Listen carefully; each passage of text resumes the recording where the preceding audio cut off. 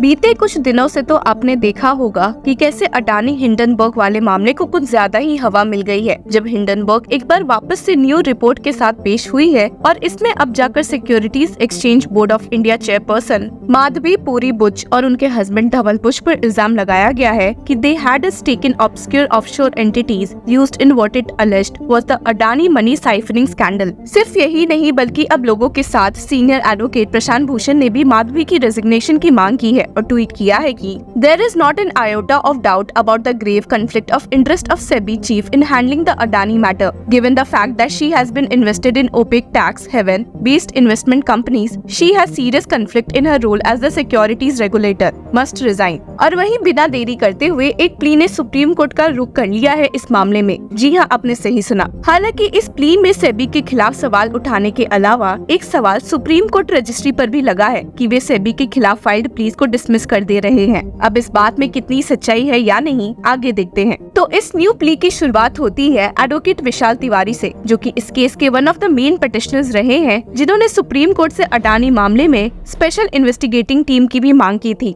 अब भले supreme court में सीजीआई डीवाई चंद्रचूड़, जस्टिस जेबी पर्दीवाला और मनोज मिश्रा की बेंच ने उस प्ली को तो 3 जनवरी को ही डिसमिस कर दिया था और सेबी द्वारा जांच को अपील किया था, पर उसी के साथ सुप्रीम कोर्ट बेंच ने अपने ऑर्डर में स्टेट किया था कि SEBI should conclude the ongoing investigations preferably with in 3 months. अब देखा जाए तो ये 3 मंथ की लिमिट कहने को तो मार्च में खत्म हो गई थी और इसी को ध्यान में रखते हुए जून में वापस से एडवोकेट विशाल तिवारी ने एक एप्लीकेशन फाइल किया था, ये मांग करते हुए to direct the SEBI to complete the investigations as per the timeline mentioned in the जनवरी जजमेंट। हालांकि अगस्त 5 को जाकर registrar judicial listing of the Supreme Court ने इस एप्लीकेशन को डिसमिस कर दिया, ये कहते हुए कि ये पूरी तरह से गलत है, क्योंकि सुप्रीम कोर्ट ने अपने 3 जनवरी के जजमेंट में कोई भी डेडलाइन फिक्स नहीं की थी और बस सजेस्ट किया था कि सेबी 3 महीने में इन्वेस्टिगेशन खत्म कर दे तो सही रहेगा। अपने ऑर्डर में supreme court registrar stated the honourable court did not give any directions either to the union government और the SEBI to submit status report or conclusive report to this honorable court. In the absence of any such categorical direction to the union government and SEBI to submit the reports, this application for direction for compliance is wholly misconceived. और अब इस new Hindenburg report को ध्यान में रखते हुए वापस से एक अपील लेते हुए एडवोकेट विशाल तिवारी सुप्रीम कोर्ट पहुंच गए हैं और सुप्रीम कोर्ट रजिस्ट्री के पुराने ऑर्डर को भी फटकारा है। अपने प्ली में ही stated on the grounds of no reasonable cause for registration which has suspended the fundamental right of the petitioner and has closed the door of the honorable court for the petitioner forever। सिर्फ यही नहीं बल्कि उन्होंने इस बात पर भी जोर दिया है कि जब सुप्रीम कोर्ट ने प्रेफरेबली टर्म का भी यूज किया है तो क्या सेबी को अभी तक अपनी इन्वेस्टिगेशन खत्म नहीं कर देनी चाहिए थी और भला वे इस मामले में और कितना समय लगाने वाले हैं। इस न्यू हिंडनबर्ग रिपोर्ट पर फोकस करते हुए भी उन्होंने स्टेट किया है कि ये सेबी को एक गलत लाइट में शो कर रहा है और इसकी जांच होनी चाहिए। Tiwari has added that it is also important for the public and investors who experienced losses after the publication of the 2023 Hindenburg report against the Adani group to know what the SEBI investigations conclusions are. अब जहां advocate विशाल तिवारी ने अपनी पुरानी application को वापस से accept करने की मांग सुप्रीम कोर्ट से की है, तो एक नजर डाल लेते हैं कि इस पुरानी एप्लीकेशन में क्या क्या मांगे थी। The submission of SEBI's investigation report in the Adani Hindenburg matter as directed by the Supreme Court on June 3, the submissions of a status report by the central government as well as the SEBI on whether it has considered the suggestions of the court-constituted expert committee to improve the strength of the Indian securities market. The central government and the SEBI should file a detailed report on the share market crash and loss of investors after the Lok Sabha 2024 results. अब एक नजर इस report पर भी डाल लेते हैं कि इसने एक्चुअली में क्या कहा है। हिंडनबर्ग ने अलेज किया है कि weeks ahead of her appointment as a whole time SEBI member in 2017, mister Dhaval Buch had written to a Mauritius fund administrator to make him the sole person authorized to operate the accounts. Hindenburg की ये new report एक बहुत ही interesting time पर भी आई है, जब खुद Hindenburg को सेबी द्वारा एक शो कॉज नोटिस भेजा गया है और इस मामले में सेबी के खिलाफ एलिगेशंस लगाते हुए उन्होंने स्टेट किया है कि we find it unsurprising that SEBI was reluctant to follow a trail that may have led to its own chairperson.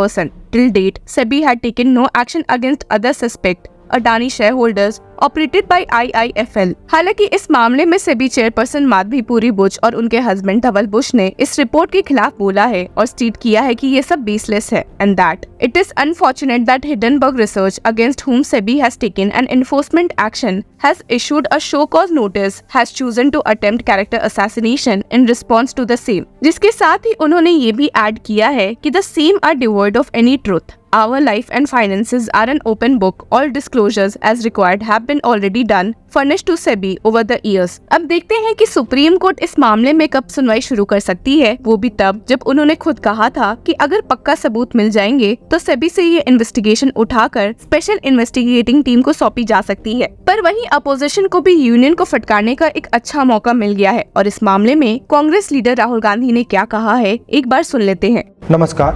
Imagine you're watching a cricket match, international cricket match between India and Australia.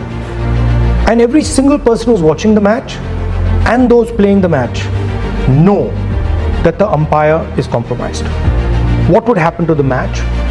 What would happen to the fairness of the match? What would happen to the outcomes?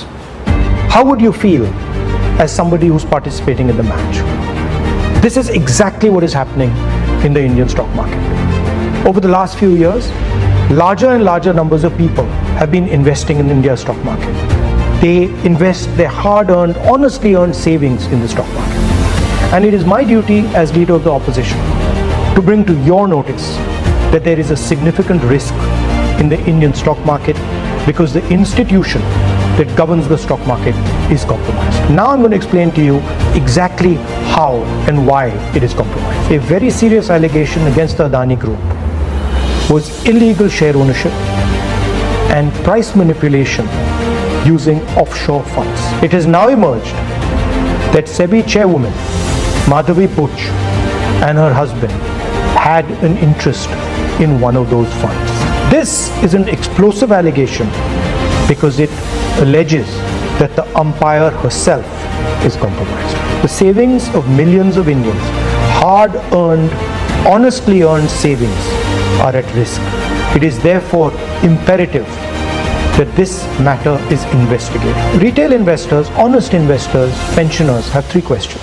The first, why has Chairperson Madhavi Buch not resigned? Second, God forbid something were to go wrong and investors were to lose their money. Who is responsible? Is the Prime Minister of India responsible? Is Madhavi Buch responsible? Or is Mr. Adani responsible? And finally, the Supreme Court has been looking at this matter. New allegations have emerged. Very serious, explosive allegations have emerged. Is the Supreme Court going to look at this matter suo motu again? Slowly becoming crystal clear why Prime Minister Modi is against a joint parliamentary committee looking into this matter. Thank you. अब देखते हैं कि सेबी और union government का अगला कदम क्या हो सकता है। इस मामले में आपकी क्या राय है, हमारे साथ जरूर शेयर करें। Until then, keep following law चक्रा।